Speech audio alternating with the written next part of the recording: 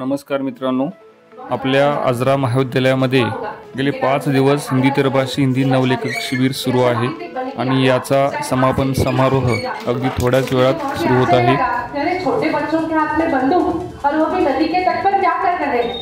स्वामी जी, आपके लक्ष्य पर हो तब लक्ष्य की प्राप्ति करने वाले हर पागल व्यक्ति के व्यक्तित्व में यही जुनून होता है। जब तक लक्ष्य की प्राप्ति नहीं होती तब तक वह रुकता नहीं है।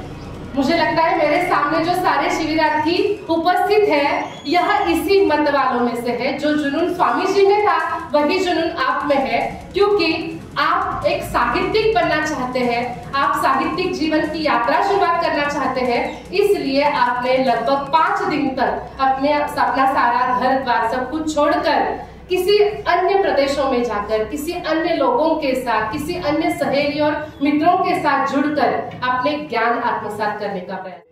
उपस्थित है हमारे छात्र डॉक्टर अक्षय, डॉक्टर गीता जी और आप सभी शिविरार्थी और मेरे महाविद्यालय के मेरे सहयोगी और साथ ही पत्रकार बांधव, आप सभी का मैं स्वागत करता हूँ।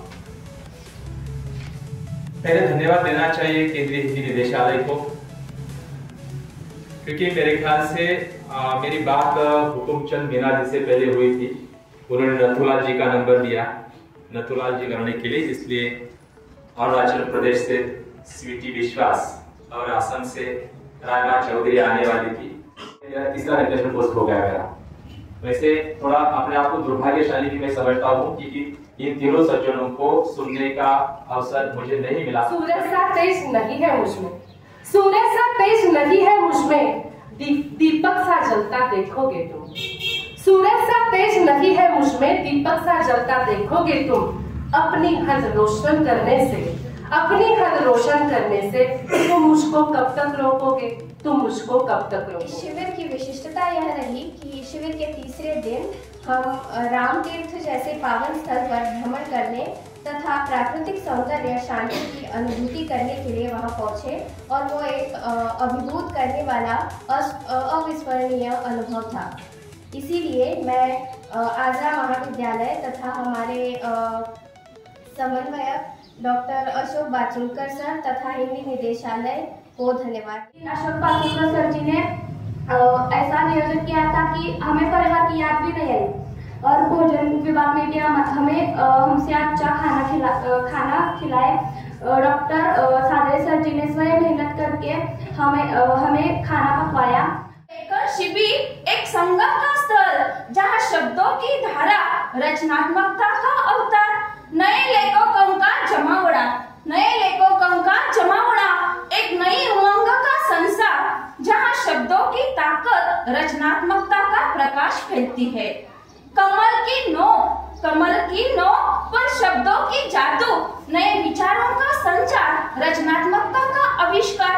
नवलेखन शिविर एक मंच का निर्माण, लवलेखन शिविर एक मंच का निर्माण, जहाँ शब्दों की धारा रचनात्मकता का अवतार बनाती है, क्योंकि आपके साये से किसी मुसाफिर नवलेखक का भला हो, क्योंकि आपके साये से किसी मुसाफिर नवलेखक का भला हो। सिर्फ इतना कहना चाहती हूँ। प्राप्त करने को अवसर इस शिविर से मिला। पहला 2 दिन हम इस तरह इस क्लास में देखना और जो कुछ पढ़ा है, लेकिन तीसरा दिन हम रात चल गया, और इस दिन में मुझे याद दिलाती है गुरुकुल शिक्षा। मलयालम में इसे गुरुकुल विद्याभ्यास कहता है, जो गुरु के साथ रहकर विद्यार्थियों ने जो कुछ पढ़ा है, और सभी प्रकृति, तालाब, पक्षियों के गीत और सबसे देवनागरी लिपि से जुड़े हुए जो सारी भाषाएं हैं वह तो जुड़ सकते ही हैं, क्योंकि हम एक दूसरे की माँ और मौसी हैं, लेकिन द्राविड़ कुलीन भाषाएं हैं, उनमें से जुड़ी हुई छात्राएं हमसे यहाँ आकर जुड़ी। हमारे साथ 5 दिन सर और बाचुलकर सर जी का मैं यहाँ पर बहुत बहुत धन्यवाद व्यक्त करती हूँ। उनकी ऋणी रहना चाहती हूँ कि इतना सुंदर मौका जो उन्होंने मुझे दिया हुआ है। मैं अपने डायरी में इन पलों को तथा इन सभियों को हमेशा के लिए लिखकर रखूंगी। यह यादें मेरे साथ बहुत ही ताजा हमेशा रहेगी। इसलिए जैसे कि शिवखेड़ा जी कहते हैं कि जीतने वाले कुछ अलग काम नहीं करते, हर काम को अलग ढंग से करते हैं। और वही बात यहाँ आकर मुझे सावन सर का घर देखने के लिए जब हम चले गए तो खुद वे हमारे साथ उपस्थित रहे, हमारे साथ बैठकर उन्होंने भोजन किया। कोई घमंड नहीं है, कोई गर्व नहीं है, इन लोगों के पास इतना ज्ञान है तो भी। और मोहिते सभा हुआ है, हमेशा उसे ढूंढने की कोशिश करते रहना चाहिए। इनकी सादगी मैंने देखी, इनका काम तरीका। तो आकर मैंने और बाकी के शिविरार्थियों ने भी अपनी कविताएं बताई, लघु कथाएं थी, किसी ने आत्मकथा बताई। सभी विधाओं पर संकोच करते करते हुई सही पर सबने कुछ न कुछ बता ही दिया। मुझे मंच पर बोलने की थोड़ा सा अनुभव है मुझे बोलने का, तो मैं इतना बोल नहीं पा रही। बहुत दिल से आभार मानती हूँ, क्योंकि मेरा इस हिंदी अध्ययन में ये दूसरा मौका था जो मैंने बेहतर है एक व्यक्ति को बनकर जियो, क्योंकि व्यक्ति को इस दुनिया को छोड़कर कभी न कभी जरूर जाना पड़ता है, लेकिन व्यक्तित्व हमेशा अपने कार्य के रूप में हमारे साथ जीवित रहना होनी चाहिए। और मैं इस बात के लिए आप तो तारीफ के काबिल हैं ही, कॉलेज का भी भाग्य अच्छा है कि यहाँ पर ऐसे ऐसे लोग हैं जो जिस काम में उतरते हैं तो तो समापन सत्र में आप सबका स्वागत करते हुए, और एक अच्छी बात है कि संयोग से मुझे ऐसा लगता है कि 5 दिन के शिविर में मैं खड़ा होता हूँ तो मुझे लगता है बाकी चीजें छोड़ देनी चाहिए। मैं जब महाराष्ट्र में यहाँ पर आया तो आपको एक ऐसा शब्द है जो मेरी कल्पना में था ही नहीं, सुना था, लेकिन हमारे यहाँ उसके लिए प्रकृति शब्द का इस्तेमाल होता है, और यहाँ पर मैं देख रहा हूँ कि लोग निसर्ग शब्द का इस्तेमाल कर रहे हैं। और इस निसर्ग में सबसे खास बात क्या है कि जैसे प्रकृति किसी बाह्य वस्तु से अपना श्रृंगार नहीं करती है, वैसे ही यहाँ के लोगों के व्यवहार में कोई आडंबर नहीं है। मतलब प्रकृति का व्यक्ति के व्यवहार पर क्या असर होता है कि कॉलेज का प्रिंसिपल इतने सहज रूप में कॉलेज में टहल रहा है, आई कांट इमेजिन। मतलब इतना सहज व्यक्तित्व।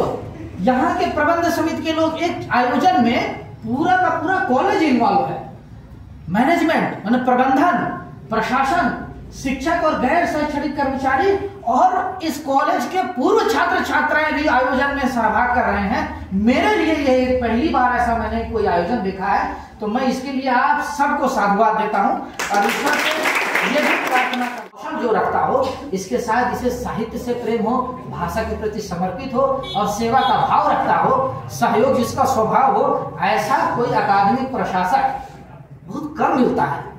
तो हिंदी निदेशालय समृद्ध है इस बात के लिए कि उसके पास रत्नेश जी जैसे लोग करनी है और अधिक गहरा पढ़ना है। सह्याद्री के इस अंचल में ये जो 5 दिन गुजरे हैं दोस्तों, सच मानिए कि इस सह्याद्री ने भारत का इतिहास गढ़ा है। आज आप जो भी भारत देख रहे हैं उसको जिन लोगों ने बनाया है अपने प्राणों की आहुति देकर, अपनी ऊर्जा समर्पित करके, अपनी जवानी दांव पर लगाकर, उसमें इस सह्याद्री का अंश है और बहुत बड़ा अंश है। तो इस सह्याद्री ने भारत का इतिहास बनाया है और ऐसे कार्यक्रम, क्योंकि अब ये स्थितियां फिर से सामान्य हो गई हैं, हमारी पुरजोर कोशिश है कि इसको फिर से 8 दिन का किया जाए और इसके ओरिजिनल फॉर्मेट में जिस तरह से ये विस्तृत ढंग से दौर शिविर का वापस ला पाएंगे। दोस्तों, मैं आपको बताऊं कि आचार्यों ने इसका स्वरूप गढ़ा है, आप ऐसे नहीं इकट्ठा हो गए। आपने जेन ऑस्टिन का नाम लिया तो मैं बताती हूँ, वो काल पता है 19वीं सदी का, महिलाओं द्वारा लिखना पसंद नहीं करते थे। आपने ये तो क्लास में यहाँ चर्चा की होगी। अलग कमरा नहीं होता था, ऐसे ड्राइंग रूम में बैठ के टेबल पे लिख रहे हैं और किसी की आवाज़ सुनाई दी तो कागज ने एक बार कहा था कि मैंने इतना बड़ा कुछ किया नहीं है, जो किया है वो मुझसे पहले जो जायंट्स थे, बड़े बड़े लोग थे, उनके कंधों पे खड़ा होकर मैंने थोड़ा आगे देखा है। अगर वो नहीं होते तो मैं और ज़्यादा आगे नहीं देख पाता। तो ये कंधे तो इन लोगों ने आपको दिए, उनके कंधों पे आप खड़ा होकर और दूर देख रहे हैं। तो मुझे यकीन है कि जो आपको इस शिविर से मिला है जितना ध्यान आपका इन संयोजकों ने रखा है और इन सभी छात्र कम संख्या में इधर का गीता जी और आप सभी मित्रों, आभार आप सभी का। मैंने हिंदी त्रभाषी हिंदी नवलेखक शिबिरामध्ये सहभागी जे नवलेखक आहेत त्या सर्व नवलेखकांना प्रमाणपत्र वाटपाचा कार्यक्रम या ठिकाणी सुरू झालेला आहे। आदरणीय पाहुणे यांच्या शुभ हस्ते या ठिकाणी प्रमाणपत्र वितरण सुरू आहे।